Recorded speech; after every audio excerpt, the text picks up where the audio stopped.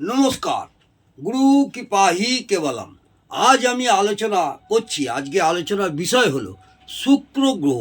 শুক্র গ্রহ জাতক জাতিকাদের শুক্র গ্রহ কোনভাবে উচ্চস্থ, নিচস্থ এবং শুক্রের গ্রহ খারাপ হলে কি হয়, তার কি প্রতিকার করবেন, সেই নিয়ে আজকে শুক্র গ্রহ নিয়ে একটু আলোচনা করছি।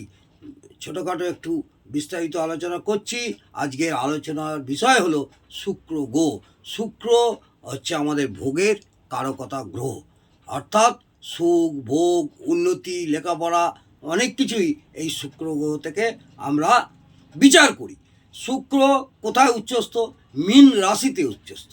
শুক্র হচ্ছে মীন রাশিতে উচ্চস্থ এবং কন্যা রাশিতে নিচস্থ হয়।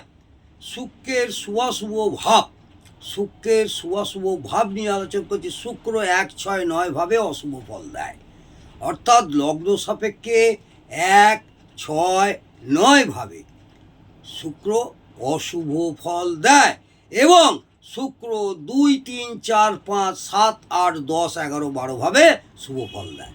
বোঝা গেল? আবার বলি, শুক্র 2, 3, 4, 5, 7, 8, 10, 11, 12 এইভাবে শুভ ফল দেয়। শুক্র যদি একা কোনো ঘরে বসে থাকে, শুক্র যদি কখনো একা কোনো ঘরে বসে থাকে তাহলে অশুভ ফল হয় না। শুক্র যদি একা কোনো ঘরে বসে থাকে, কোনো অন্য কোনো গ্রহের সাথে নয়, তাহলে অশুভ ফল হয় না, এটা মাথায় রাখবেন। শুক্র যখনই অশুভ ফল দেয়, যখন কোনো না কোনো গ্রহের সঙ্গে সম্বন্ধ হলেই হবে। শুক্র কোনো না কোনো গ্রহের সঙ্গে যদি কোনো সম্বন্ধ হয়, তাহলেই জানবেন অশুভ ফল হবে। বোঝা গেল? শুক্রের অশুভ হবার লক্ষণও তো আছে। কি করে আপনারা বুঝবেন শুক্রের অশুভ আপনার আছে?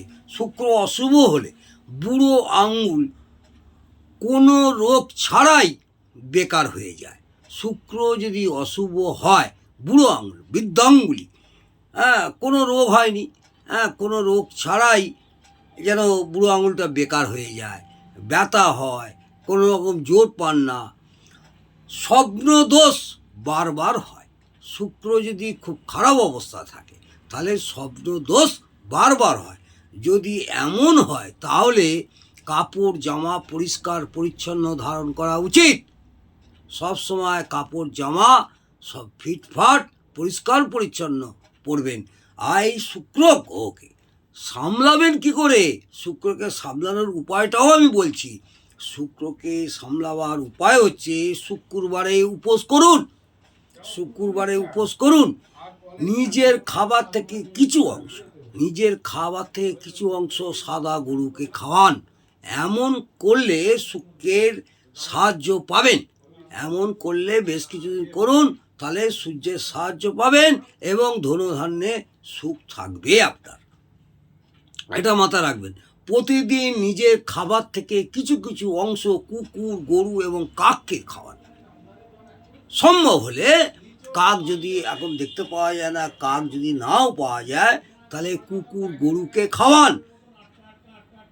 যাদের সামর্থ্য আছে, ডায়মন্ড যেটা হিরে বা সাদা জারকন নিজের মধ্যমা আঙুলে ধারণ করুন, যাদের সামর্থ্য আছে। এটা পড়লে তো ভালোই হয়। এছাড়া যাদের ক্ষমতা নেই তারা একটু কামড় করে দেখুন। আশা করি আপনারা ভালো উপকারী হবে, আপনাদের ভালো ফল পাবেন। যে কোনো লোককে লালন পালন করুন, অর্থাৎ যদি সম্ভব হয়, আপনাদের অর্থনৈতিক সামর্থ্য থাকে, কাককে লালন পালনও করতে পারেন। গরিব দুঃখীদের ছেলেদেরও আপনারা সাহায্য করতে পারেন। লক্ষ্মী মায়ের উপাসনা করুন। লক্ষ্মী মায়ের উপাসনা করুন বা লক্ষ্মী দেবীর মন্ত্রপাঠ করুন। সাদা এবং সুন্দর পরিষ্কার পরিচ্ছন্ন বস্ত্র পরিধান করুন।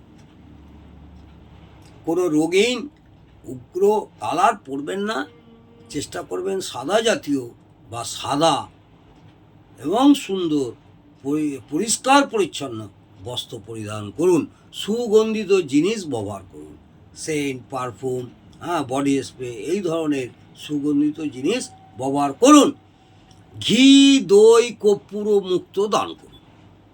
কোনো মন্দিরে বা কোনো গরিব দুঃখীদের ঘি, দই, কর্পূর এবং মুক্ত যদি সম্ভব হয় দান করবেন। আর একটা যদি সম্ভব হয় করবেন, দুটি কম দামি মুক্ত হলেও হবে, দুটি মুক্ত নেবেন, কম দামি মুক্ত হলেও হবে। দুটি মুক্ত নিয়ে একটি মুক্ত জলে ভাসিয়ে দিন, স্রোতমান জলে অর্থাৎ জোয়ারের জলে ভাসিয়ে দিন, এবং অন্যটা নিজের কাছে সর্বদা রাখুন, মানি ব্যাগে বা পার্সে বা পকেটে সবসময় রেখে দিন। দেখবেন শুক্রকে সামলানোর উপায় বা টোটকা বললাম। যদি ভালো লাগে অবশ্যই একটা সাবস্ক্রাইব, কমেন্ট এবং লাইক করতে ভুলবেন না। আশা করব আপনারা এইটা করলে আপনারা শুক্রদেবের থেকে অনেকটাই মুক্তি পাবেন এবং আপনাদের শুক্র গ্রহ থেকে আপনারা অনেকটা সাফল্যমণ্ডিত হবেন। এবং শুক্রর যে আপনার নিচস্থ হয়ে আছে, শুক্র খারাপ অবস্থা আছে, সেই জায়গা থেকে আপনার শুক্র গ্রহের অনেকটাই আশানুরূপ ফল পাবেনই পাবেন। নমস্কার, জয় মাতা।